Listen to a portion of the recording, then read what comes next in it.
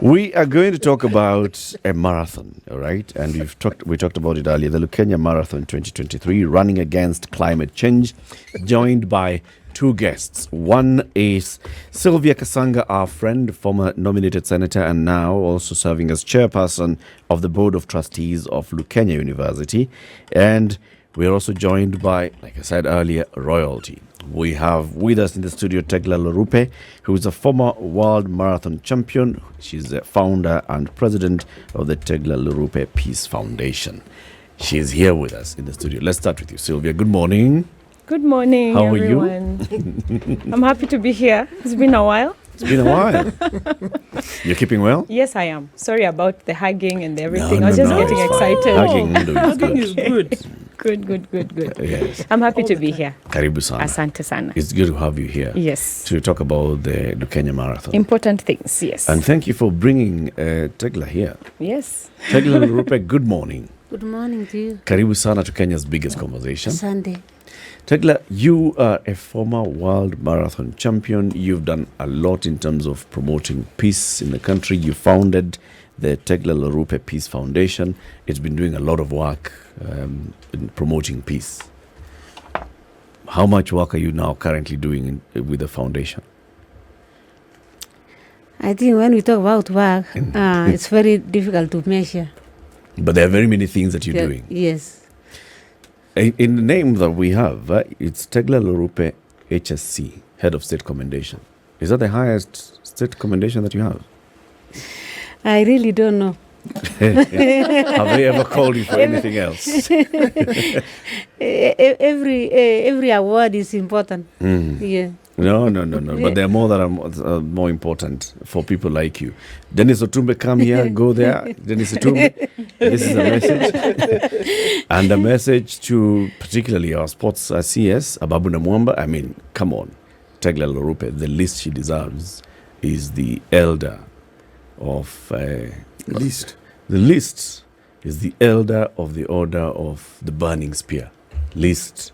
From there we go into the other things. Yeah, into the others. At least when you get EBS, then we can now start talking about the next one. The next level is, of course, the Golden Heart, which you also deserve. But I think the very least to promote. You cannot. One person cannot promote. That's what we are doing here. We're not just promoting, we're insisting. Thank you. We cannot be talking about celebrating people who've done a lot, not just for sport in the country, but for peace, for cohesion in the country. And then we say that we don't recognize them year in, year out. Yeah? And yet they started the processes that many have benefited from, least of all the government itself has benefited enormously from. Yeah. And yet that recognition that is due to that person is actually not given and is not seen. Yep. It must be given and it must be seen. It must be recognized. Well, we championed this and we were happy that Eliud Kipchoge, for example, got the EGH, right? Elder of the Golden Heart. The CGH is the president's. The elder of the Golden Heart. Why can't we get Tegla Loroupe EGH? Honestly, why can't you get the same commendation as the president? Why not? Yeah, why not? I mean, after all, it's for some remarkable achievement. Yes. The president isn't the only person who achieves anything that is remarkable. In fact, the president's commendation should be shared with the citizens, because if they don't vote him in, he can't be president. Yeah, we weren't far from that. Karibuni sana, ladies. Sunday. So we want to talk about running against climate change in the Lukenya Marathon 2023. Sylvia, introduce us to the Lukenya University and then the Lukenya Marathon. All right. Thank you so much. Lukenya University is situated in Makueni County. Yes, down in Kibwezi East constituency, right next to the Savo East National Park. So KWS is a good key stakeholder of ours because we are down there. We are right at the Athi River. We are an all-residential campus. Everybody lives in the campus. That's both faculty, students, non-teaching staff, all. It's a non-for-profit university run by a trust, of which I am the chairperson of the trustees. Fully chartered. We got our charter last year before the President Uhuru Kenyatta retired. We're amongst a lot of about 7-8 universities that got their charters in the last round. So we are fully chartered now. We have a focus on dryland agriculture. We want to look at the Asal region, and we want to see how we can empower our young people to make livelihoods out of this region. So we are big on climate change, ecology, environment, sustainable agricultural practices, food production, value addition. These are some of the things we are looking into. And now that we are fully chartered, we want to go full out with renewable energy as well. Today you're having an interesting conversation around that. So we want to look into that as well, because it is indeed the future. We're also very much alive to the fact that Makueni County is one of those regions that has been greatly affected by the drought. And it is because of that we said we need to be intentional about trees. We realize trees are life. And we shouldn't just talk about planting trees, we should talk about growing trees. We should look at a long-term approach towards trees, to which everybody in the society is fully acclimatized, fully understanding, fully intentional about growing of trees. And I'm just bringing it home, and that is why the marathon was a fantastic idea. You know, I've learned that when you're intentional about things, you find partners in those things that you want to do who work with you. So we found some amazing partners when we thought about how can we make this, publicize this. And the idea of the marathon came from two wonderful gentlemen. One, George Wesonga, who is very senior in the Taekwondo Association of Kenya, and Mr. Muswi, who's the Athletics Kenya Vice President. So we sat together and we said, a marathon is a good idea. One, it will open up the lower Makueni region. We've been a bit left behind, but our new governor, is being also very intentional with lower Makueni. But we thought a marathon would be a fantastic way. And working with Athletics Kenya, we got to meet wonderful people like Tegla, Loroupe. They have distinguished themselves in this, and beyond just running, they hold the portfolios of, bringing Kenyans together for all sorts of various reasons, because they're so distinguished. So we said, let's get them to come to Lower Eastern Makueni. Let's talk about trees. But beyond that, we're also being very intentional. We have to raise money. We have to get seedlings. We have to get farmers who are next to us. We have to bring them on board. We have to agree which are the type of trees we have to grow. They have to be trees that are, sustainable in the arid region. They have to be trees where we have to teach people you can make a value out of these trees. I have a whole list of them. Maybe as we continue talking, we can discuss about this. And because of that, now we have brought the marathon, the athletes together, and there's a good list of athletes. We have a lot of other stakeholders who are participating by donations, by sponsorships. Others have donated trees, lots of trees, over 100,000 from one of the organizations we got. And you can see everyone wants to participate in such an activity. Yeah. I mean, even as you talk about this, and absolutely taking it to other parts of the country where also there have been perennial, takers on of the negative effects of climate change. But is there an understanding? Sure, we can have these political conversations where we talk about, the West is the greatest contributor to climate change and we are the least, but then we also have to bear responsibility. There's a lot that's happening in Kenya, that can be done, that a lot can be done about when we talk about planting trees. Do you see that there's an inherent understanding about, look, it's clear that the land is bare and there's no rain, and so many things suffer as a result of that. So yes, we can run, but then in terms of changing an attitude or a mindset, do you find that this also must be part of what you do? Yes, we have to change the mindsets. And that's why we are saying not even just planting trees, we are talking about growing trees. It's easy to go and dig a hole and put a tree. That is planting. That is not growing. Growing a tree, you have to be intentional. You have to look at 10 years from now. What is this tree going to do? You have to realize the value of when I plant a tree today what it will do for the next generation. Or even I'm older, I have a tree to sit under, as opposed to now where we barely have trees to sit under, or your goats have nowhere to eat, or you've not even given the earth the nutrients that it needs because we are not planting trees. So you're right. We have to change the mindsets of all of us. Even us here who still claim that only the West is affecting us because, they're the ones who are doing most of the things and then the third world gets affected. But what are we doing about it ourselves? How are we inculcating a culture of understanding the importance of a tree and also how to grow a tree and which type of a tree? Knowing that a tree is beyond shade, it can change your livelihood. Anyone who planted what we call mokau, it's a hardwood. If you planted it 10 years ago, right now you'd be reaping benefits of it. You could earn money from it. It's a hardwood, you could be harvesting it. And if you could roll it over such that you have periods of which you're planting, so at any one time you have these, sort of like paddocks of trees growing, then it can be a source of livelihood for you in the future. And at the same time, you've saved the earth. We've mitigated the effects of climate change in the process. So you're right. It's about a mind shift and a mind change, which we must have. Tegla, what role has climate change played in conflict, in introducing conflict to communities? Thank you very much. When we talk about the problem that conflict areas are facing, also it's in terms of water, resources, pasture. When you do not have a lot of rain, and your neighbor have the streams, people tend to bring their animals to the other side, and therefore it's you share the little water that you have. Maybe I can talk about our side of Pokot and Uganda. So President Museveni has many dams, what you call man-made. Therefore, our people just go across and share this water. And every time you go to somebody's house and you do not have something also to offer on your side, I think there is a lot of, there will be also, people will get tired. And again, you come from the other side, you cannot come empty-handed.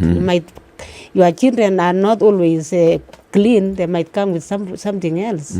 And therefore, if we have protected our environment, then there will be sufficient of water.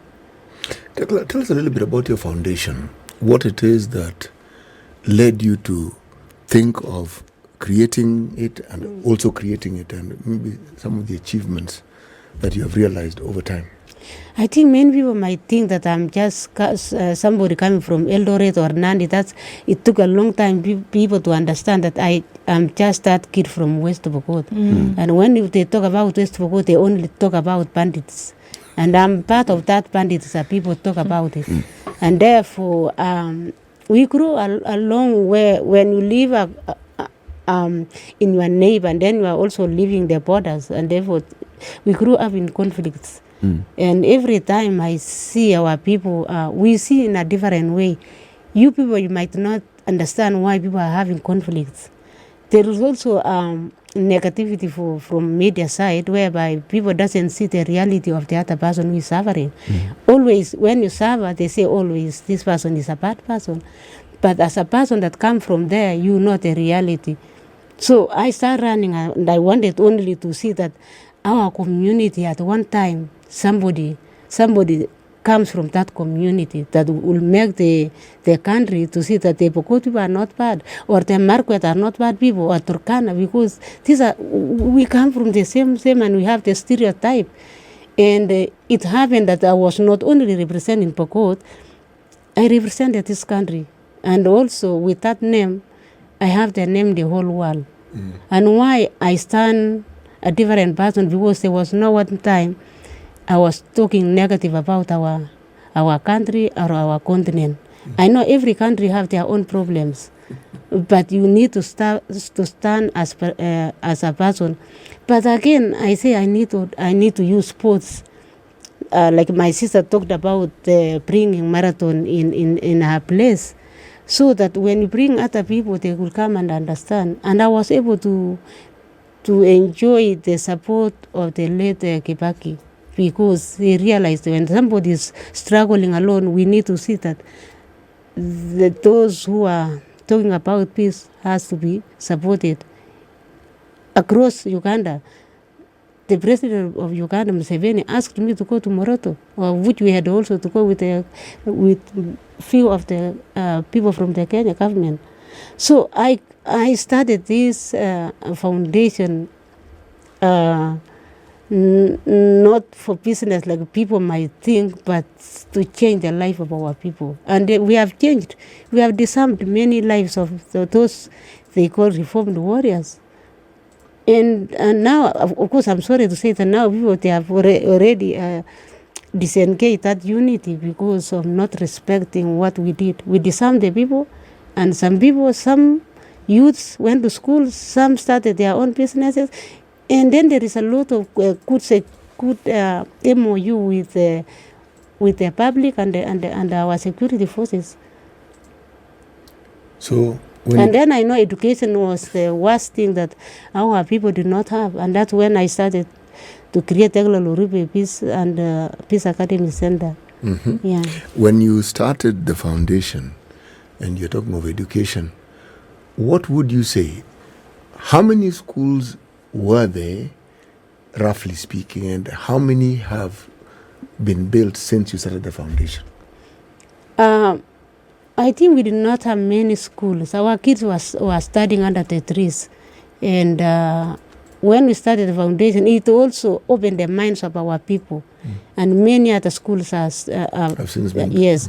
And you know that when Poko, they have been having a lot of what we call a stigma type. So they realized they need to defend about themselves. They had to fundraise, they had to work. Women have been building schools. Yes. So it's an entire community operation that you brought in with the Tegla Loroupe Foundation, promoting, championing peace, championing development, championing, just promoting the people from that region to also be given the respect that they deserve, which is everybody else looking and not removing those stereotypes of they forgot, they haven't gone to school, this is what they do, and now people have to start shifting their mindset. Do you think that has worked? Do you think the perception of everybody else towards the Pokot, the Marakwet, the people in that region has shifted? Maybe one thing I wanted to tell you right now that I'm not only dealing in our region. The first place that I went to support the kids are from Tana River, and that was 2013, when there was this massacre in Kelelengwani. Yep. We were there and we were able to bring 28 kids, and we did not know where to take these kids. But we took all the time to West Pokot to get a better place. And those are 28 kids that we started in our school. So when we talk about the stigma that people talk about our area, for me today I can say that you cannot close the mouths of people, but the results will show the people. West Pokot today we have Dr. Professor Lonyangapu. We have in Marquette also we have Merkumen, and therefore we also value those leaders. And these are the leaders that other people think that these are very bad people. And therefore Kenya should not live in a purple dreams. We need it. We need each other, and therefore, when you don't give opportunities to your own people and you just point fingers, I think you will just bring your bracket to be small, and people will see you as an enemy. Like the proverb says. Let's talk about Turkana today. You are sending armed forces instead of helping Turkana to get water from the ground, helping Turkana to get food, helping the Pokot people to get even more roads and get food.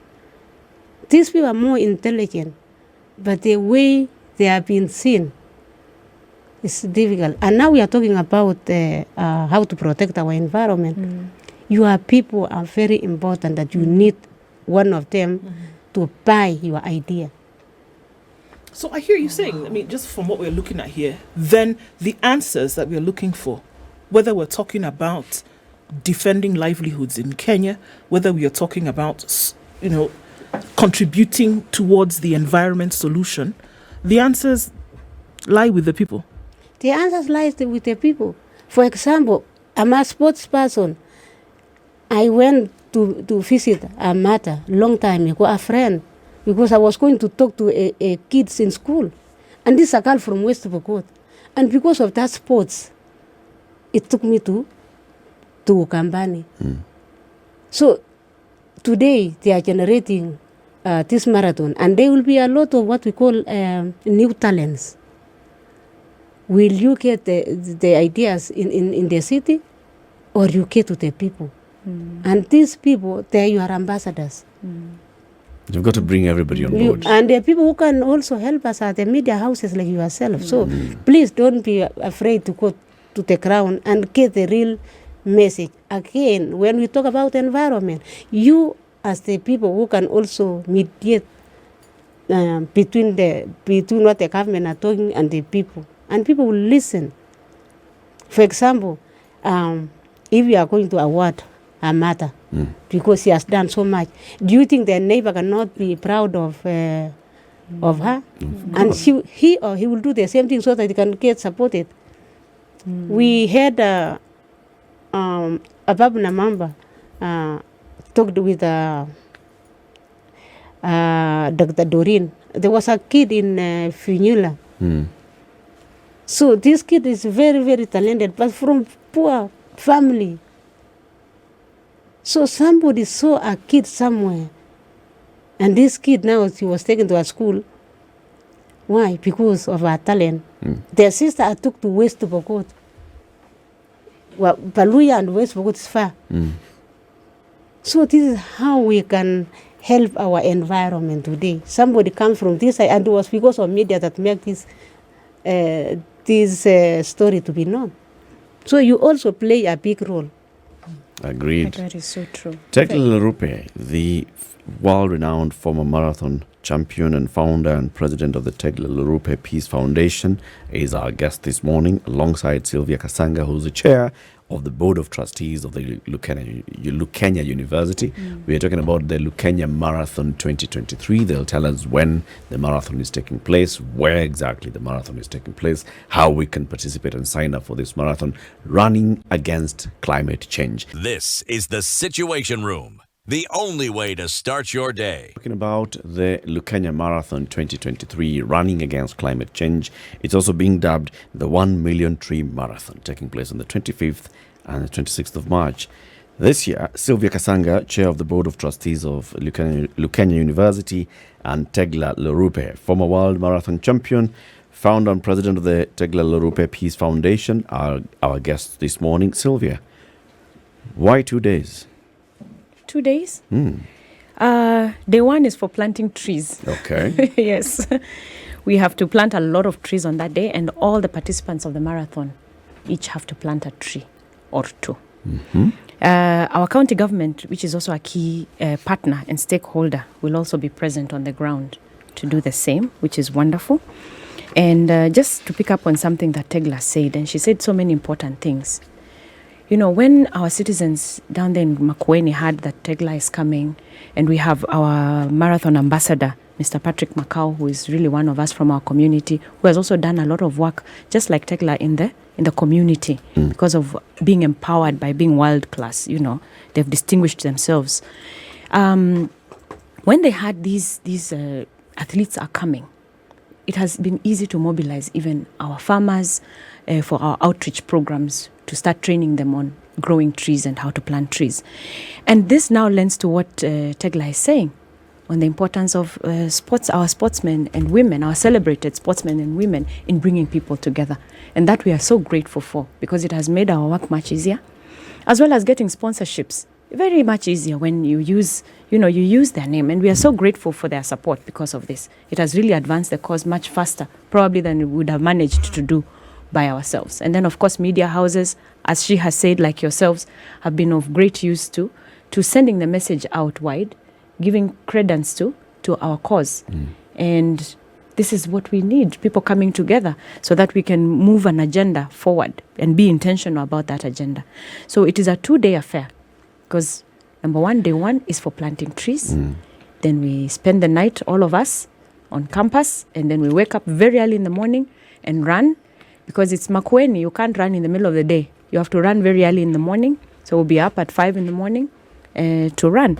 And we have our brochures here that even give the different, it's a full marathon here. We have the 42 kilometers, we have the 21 kilometer, we have the 10 kilometer run, we have the 5 kilometer family run. So we are welcoming everybody to join us on that day to enjoy ourselves. And we have prize winnings. So in as much as we have marathoners who are experienced, I can tell you our students have been practicing for the last 2 months. They're sure they're going to take one of these prizes, because there are some really good prizes. I see the top right prize there. here for the 42 kilometers. It's 500,000 shillings. Yes, yeah. The half marathon Absolutely. is 150,000. Yes. And there's even a prize for the 10-kilometer local run. Absolutely. And we will want to celebrate as many people as possible who have finished their course. So we want to make this a world-class marathon, and we will not only do it this year. This is going to be an annual affair. Our target every year is 200,000 trees. So we're really raising money, 200,000 trees, for the next 5 years to hit 1 million trees. We'll be happy, of course, to hit the targets sooner. Can I ask what sort of trees you're planning to plant? Yes. We are looking mostly at indigenous, because the idea, we're in the Asal region. You don't want to grow trees that require a lot of water.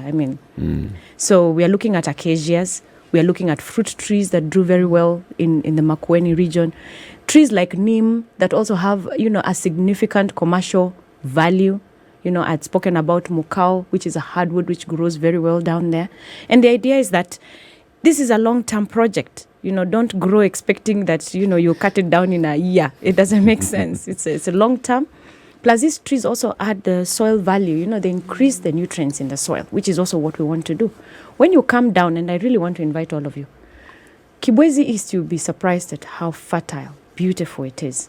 And really, it's just that we don't get that much rainfall. And our next step, and we are alive to this, our next step, even after teaching our farmers and, encouraging them to grow trees, we have to help them with a source of water. So the governor has been down there to look at how we can help with now water projects. You see, the Athi River now, there's a big push to clean the Athi River, and this we are grateful from the national government. And the county governments are all plugging in. Makueni is plugging in. Now Makueni has, in fact, a task force for climate change, and part of it is now to look at how do we get, sustainable sources of water. So those are the same conversations we are having. Now, because we are able to mobilize our leaders locally easily now because of the marathon, and thanks again to Tegla and the other marathoners, we are now talking about how do we make sure we have enough water to grow these trees. It's a conversation that has to go alongside with the different types of trees, city that you're asking. But we are very much alive to the fact that they have to be resilient trees. In Kibwezi, Kibwezi, there's the Kenya Forestry Research Institute. Absolutely, yes. That's right KEFRI, there. yes. And KEFRI, of course, has been doing some research work on what kind of trees would do well in your region. Absolutely. Are you getting the seedlings from them? Actually, I should have mentioned they're a key stakeholder. KEFRI, you can see they're here. We've actually already partnered with them for sourcing of those trees and helping with the outreach, because we have to go out and monitor our farmers once they start growing. So KEFRI is a key stakeholder alongside with the county government.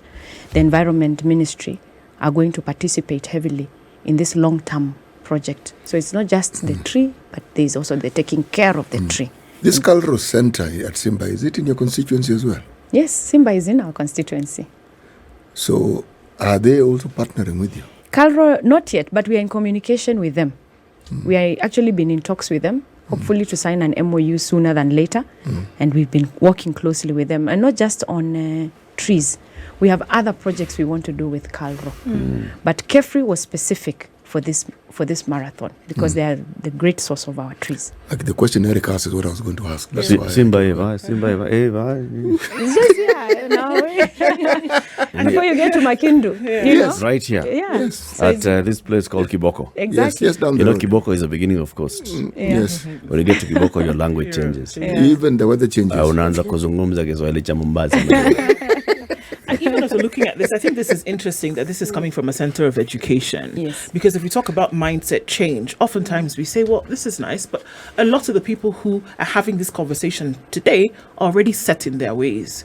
Now, the vast majority of the population in Kenya, and also given in this area where we are doing this, is of the population that can still be manipulated positively. That's right. And those are people in school, in university. So it's interesting that this will take 5 years or more to do. But then also, I think the question is, how inclusive then is it for those who are in school, then who will then go out and be influencers in wherever they will work, wherever they will play, wherever they will teach, wherever they will learn? How important is it then to make sure that they are also getting this kind of knowledge and understanding? Because we put huge responsibility on them as the change makers of the future. Yeah. Well, are we arming them with the information that they need? Again, at Lukenya, we're intentional. All our students have to plant trees and take care of trees. It's the first thing they do when they come in as first years, and they have to do it every year. So that's one. Number two, all the primary school and secondary schools that are around us, starting with their own Lukenya University Community School and all the other schools around us, these are conversations we are constantly having with them on the environment. We are really big on the environment, and we've really transformed that place. In fact, when you come, you will drive 28 kilometers from Mombasa Road in Mutitwande. You can come by train. You get off the SGR, and we'll pick you up. It's a 28-kilometer ride, and you arrive at a haven of greenness. You won't even believe you're in the middle of Makueni. So we know it is possible. When our students come, even the environment that they study in is enough to change their mindsets on the importance of trees, because now you have a cool compound. You have a cool green place. The grass is green there, shockingly. Unlike here at the river, you'll be shocked what is happening down there and the possibilities that can happen when people in a community understand the importance of trees.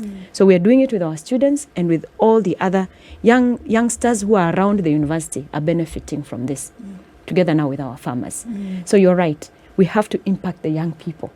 It is to them that we are focusing, so that they can be the ones to continue for the future. Yeah, absolutely. Absolutely. There was a quote by Warren Buffett that someone is sitting under a shade, because somebody planted it a long time ago. So it's a quote on investment, but it lends to what we are really speaking about. And the challenges that we have for climate, our climate adverse effects, is because we didn't plant enough trees back then. So now what can we do? Is plant trees now for the future. There are also some African proverbs, City, you should find them on planting of trees, and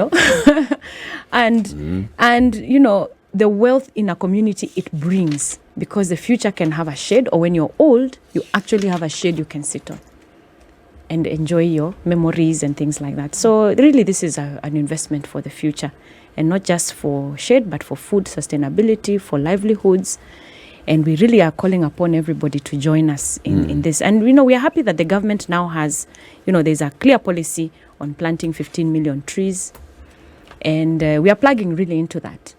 Our county government also has the policy on planting trees. Again, we are plugging into that. And as an institution of higher learning, it's probably easier to mobilize partners because of that.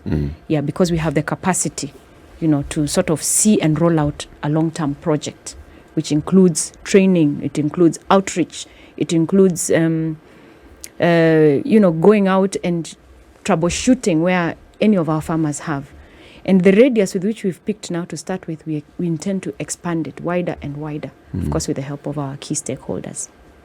Tegla, the government has talked about, the national government has this clear agenda from the president. We've got to plant trees. In fact, what's the national target? Is it 1 billion trees, right? And various programs where the president said, no, we have to do this. We are seeing county governments also talking about planting trees. From your own experience, being the person on the ground, what the government says versus what is required to be done, do you see things aligning for the realization of this dream? Talking is another thing, putting action is another thing. In this country, I've not seen the policy whereby people who are cutting trees for firewood or charcoal, nobody's thinking about. What's the point of planting tree while your left hand is cutting? I felt so sorry when I saw the president maybe last 2 months ago planting trees in Masaini. And all along, you find people just ferrying their maca, charcoal. Because he loves forest, he should put a policy, and it has to be followed, that there is no burning of charcoal. So when you put your energy, it's like when I'm training marathon, for example, I have to know my date. I cannot say I'm training marathon in the evening, I go for disco. So you just completely destroy what you are building or what you have built. So you have to deny yourself. It's not easy thing, but when you deny yourself, the lesser you will reap the better performance. And therefore, I ask our president that he should put his sons, and those are the governors, the ministers, or whatever, on those whereby they should protect the forest in their regions. And they should not be coming to cheat the president that we are planting trees. I can plant 5,000 while you are destroying the trees that was there before. And another regulation is that they should also stop planting trees that doesn't belong to this country, because when you bring eucalyptus, it will finish all our water. You go to South Africa, people who planted these other trees, they do not have nutrient, as my sister said. Yeah.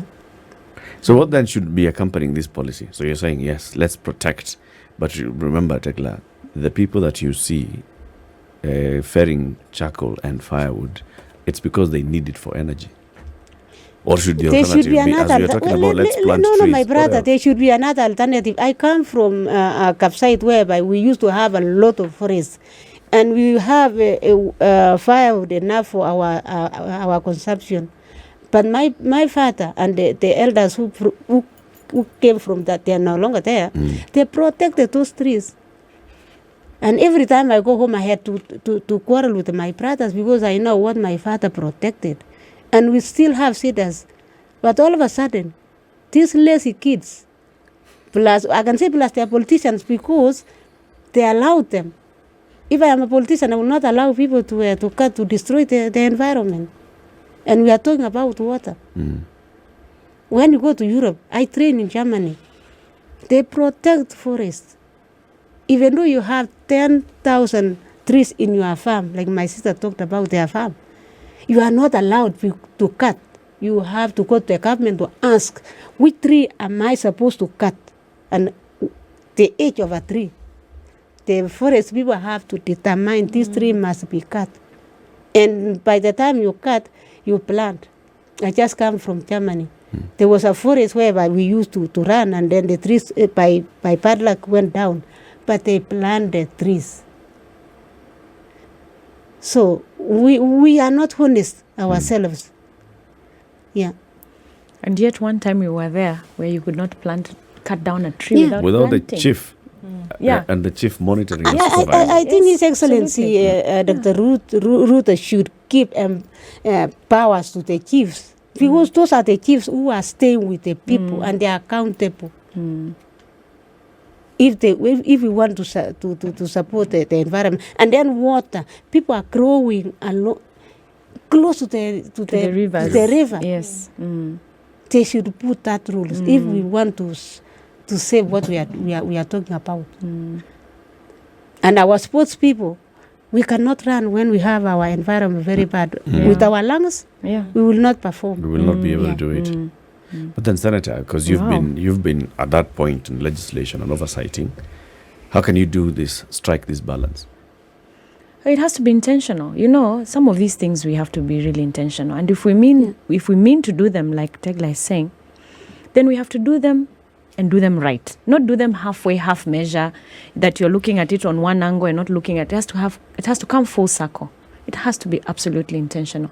And we need now the correct ambassadors to run with these things so that they make sure then they're actually done. If it is legislation on trees, then somebody has to champion to the point that she's saying that all areas are covered.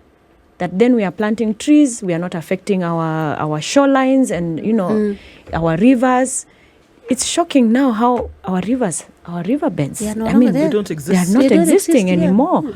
And it's something that should cause serious panic. Actually, you're right. From the legislative point of view, you'd now expect a few legislators to really champion, a wholesome solution, policy-wise, legislative-wise. And then, of course, what she said, which is monitoring and making sure it is happening on the ground. Because that's the other thing. We can have beautiful everything, policies, papers written, but nothing is happening on the ground because either the people on the ground are not empowered, which they need to be, so they can monitor all these things. But yeah, all said and done, where does the buck stop? I think it is good that we say, even as citizens, now let us take charge. Let us take charge. Even as we wait for the government to organize itself, put all these things into place, we are citizens. And those who have a ability and they are capable, let them then rally their fellow citizenry. Let us help our chiefs to also achieve what is best for our community as we wait for our leaders to come on board, to come and board the ship. Let the ship sail. Because we are the ones who are suffering. We are the ones who, our children are suffering, Our marathoners will begin to suffer. And then what will happen to us on the global stage, So it has to be very intentional. But citizens but now my have sister, to let plug in. me intervene. We will wait forever. It only takes 1 minute for the president to say this is the law and it is the law. Yes. And then the rest of us will follow. Yeah. So it has to come from the top. It has to come from the top. The planting of trees, we talk about it and sometimes we don't talk enough about why it's so important. Yeah. There's a process called evapotranspiration. Yeah. You see, when you have a lot of rain and you have trees help regulate that flow of water and then passing it on back into the ground. Sure. Into the And earth, yeah. we talk about drought and we talk about climate change and the relationship with drought. Again, trees help in that as well. Yes. Because when you have trees, this very process that I have mentioned, if the trees are there, the little rain that is there, this process of evaporation, the trees and the leaves also help this process by transferring that into what we now refer to as moisture into the air. Absolutely. So planting of trees solves many things issues. at the same time. That's right. So what we took for granted in terms of regular rainfall and all the things we keep talking about as though it was in the past, it need not remain in the past. That's true. No. And City, you put it so well. And I will dare say, beyond even the environment tapping the water and the moisture back into the earth, I will say about our mental wellness. Because where there's a tree, there's calmness. When you sit under a tree, there's also calmness. Your lungs are cleared, there's a calmness. There's also your mental health. I dare say that the less trees we have, We are dying. I don't think it's even. I don't even think it's so far fetched. It is yes. actually direct. I That's think why it people is say direct. they feel calmer when they direct. go into a when you forest. take a walk in Absolutely. Karura, But you what- come what- out yeah. a different person. Absolutely. So we need these trees for our mental wellness as well. And please allow me, before Nani you speak, Eric, I have to give a shout out to a lady. Her name is Joyce Wamahio. She's with the Public Service Governance and Amkamama Association. And they have donated 100,000 trees. And they believe in this cause of growing trees. Great.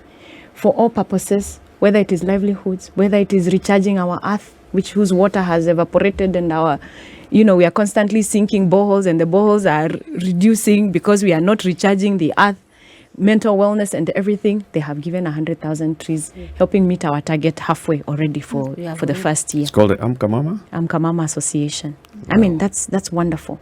And these are the things that we want to hear. So, absolutely. Well done to them.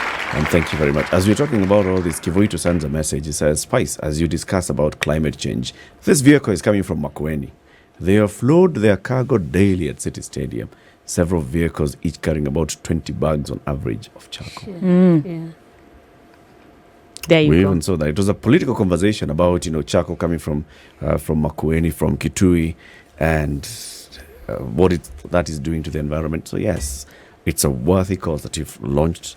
Again, the Lukenya University, talking about the Lukenya Marathon 2023, running against climate change, the 1 million tree marathon taking place on the 25th and the 26th of March in where? At the university itself? At the university in Kibwezi East, Makueni, And I expect to see you guys there. We will be there. All are welcome. You can so register. leave Nairobi, get to Mtito and Day. Yes, From come. Mtito and Day is about 28 kilometers to Lukenya University.